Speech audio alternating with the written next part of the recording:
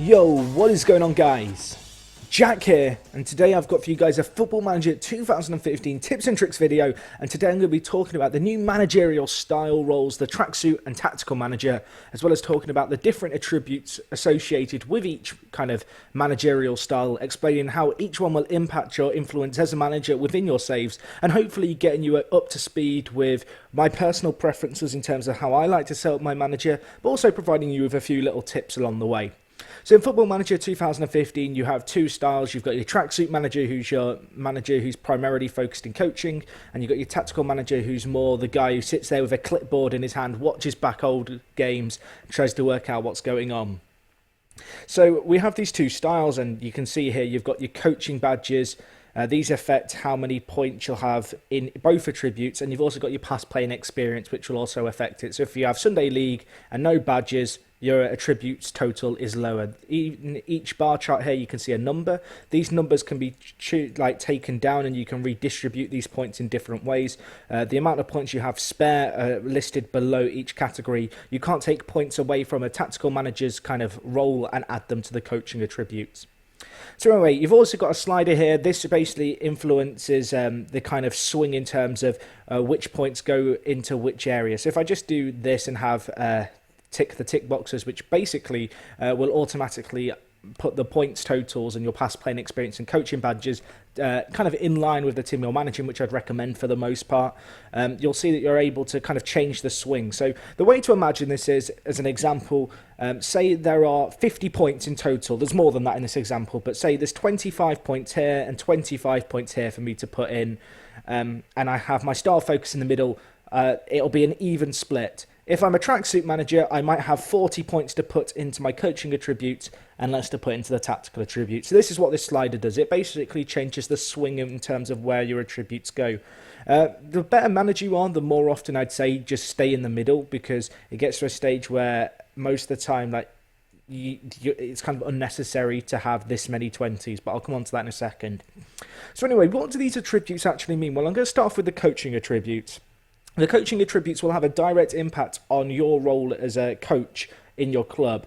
When you're coaching at your club, you'll know that there are different categories of training. There's strength, aerobic, tactics, ball control, defending, attacking, shooting, shot stopping, and handling.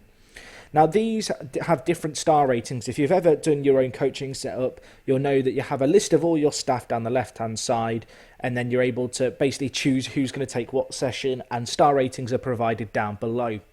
What the coaching attributes do is they actually have an impact on how good you as a manager are at coaching different elements. For example, if you're going to be a strength or aerobics coach, you need to have good fitness coaching. So if I was, say, in the lower leagues and I don't have a dedicated fitness coach, I'd very often, and I'd strongly recommend this in fact, that you would focus on your fitness coaching. It can be of great benefit when you're in the lower leagues to ensure that your players are fully fit, especially because the kind of schedules that you play under can get fairly kind of hectic. The rest of the attributes are fairly logical. For example, the tactical kind of category of your coaching, you want higher tactics. Ball control is technical and mental. Defending, you need defending and tactical coaching knowledge. So if I wanted to be a defensive coach, I might not have so much fitness, and instead I'd choose to have defending and tactical. I'll leave a link down to an article that talks a little bit more about all the different attributes. The other thing that affects your star rating besides these coaching attributes down the left-hand side is determination, motivating, and level of discipline. These all have a role in terms of determining how good you are as a coach. If you don't have these up to 20, so again, I'll just go through them: determination, motivating, and level of discipline, you won't be a 5-star coach in a certain category, even if you have the perfect coaching attributes for that role. So that explains about the coaching attributes a little bit more. I've also touched upon the determination, level of discipline, and motivating as being influencing factors in terms of determining how good you are as a coach. They do also have another role to play. So in terms of these different mental attributes, the first one we have here is adaptability. This is to do with how good you are at adapting to foreign countries. So, for example, if you set up a save as a manager and you have English and French as your languages that your manager can speak, It means that you don't need to have good adaptability to manage in a French or English speaking nation because you can already speak it. On the flip side, if I was an English manager and I went and worked in Sweden, good adaptability would be very good. It would help me convey myself better in press conferences where I'm obviously not speaking in my native tongue, and it would also help me interact with my players better. I don't know for certain, but I'm pretty sure if you sign a foreign player who can't speak English and then you choose to have a meeting with them, adaptability also plays a role then, because obviously they can't speak the language that you naturally speak. So that's the adaptability stat. An important one if you're planning on doing something like the Pentagon Challenge, but on the flip side, it's not that important compared to some of the other ones. So if you're managing in England, I'd have it set to 1 personally. The next mental attribute we have is determination. This impacts your ability to get your way with the board. When you make a board request, the more determined you are, the more likely they are to accept your appeal. And as I mentioned before, it also plays into your coaching star rating on the training page. The next mental attribute is player knowledge and youth knowledge. This impacts your knowledge of the nations that you manage in. So if you're English and you have a good player knowledge, it means on the scouting page, you will contribute more towards your club's knowledge in that area. So for example, if you set yourself as a really obscure nationality, say, I don't know, Swedish, and I came to England and I had good player knowledge and good youngster knowledge, and I'd been in Sweden and I was a Swedish national as my manager, it would bring with me good knowledge of Sweden to my English club. It also helps with the new scouting ranges, particularly if you're playing with attribute masking on, because it obviously reduces the element of error and increases the number of attributes you can see for each player. So they're 2 pretty important ones. The next one we have is level of discipline, and as you can see here, this is affects how players are going to approach you. So if you have a higher level of discipline, if a player's got a very, very minor issue, maybe a dispute with another player, they're less likely to come to you to kind of discuss it. If you have low level of discipline, you're going to have players coming in and complaining about the tiniest little thing. This is particularly good with training, where you might get players complaining about their training workload. If you have a higher level of discipline, you can work your players harder and they're less likely to complain.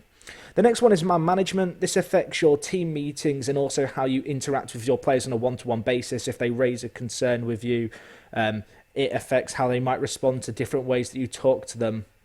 And it also, as you can see here, it affects how you interact with your players on an individual basis, as I already mentioned.